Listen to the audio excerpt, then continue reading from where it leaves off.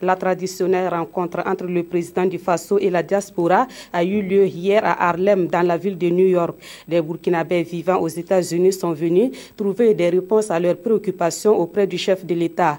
Les échanges entre Michel Kafando et la diaspora burkinabé se sont déroulés dans une ambiance bon enfant. C'est ce que nous rapportent Arthur Ouedraogo et Peggy Ouedraogo. Standing ovation. Michel Kafando fait son entrée dans la salle du National Black Theatre, située dans la très connue zone de Harlem. Face à une représentation de la communauté burkinabé vivant aux États-Unis, les échanges sont francs et directs.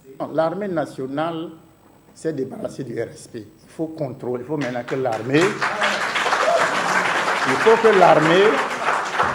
l'armée vraiment se restructure pour devenir désormais une armée professionnelle.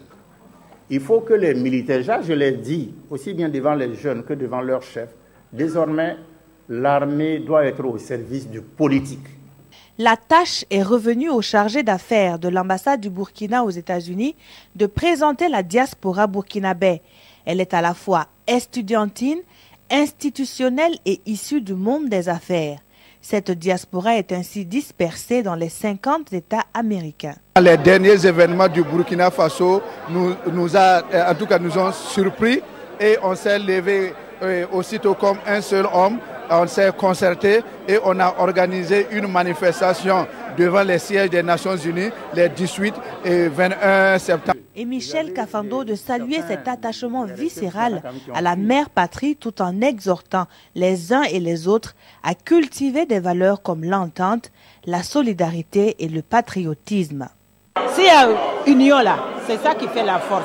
Même si dans les caisses associations, même si c'est chaque fin du mois à $10, même si c'est $2, tous les Burkinabés là, qui viennent ici là, ça peut nous aider. Il s'est dégagé une vive émotion tout au long de cette première sortie du président du Faso après les événements qu'a connus le pays. Notre gouvernement est un gouvernement unique en son genre. Et que ce fut le premier gouvernement à avoir endossé une telle responsabilité. Donc nous sommes contents de pouvoir voir l'homme qui a su tenir les guidons jusqu'au bout.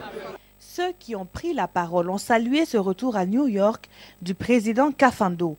Pour avoir quitté la ville parce qu'admis à la retraite, le président de la transition a été rassuré qu'il était en terrain conquis.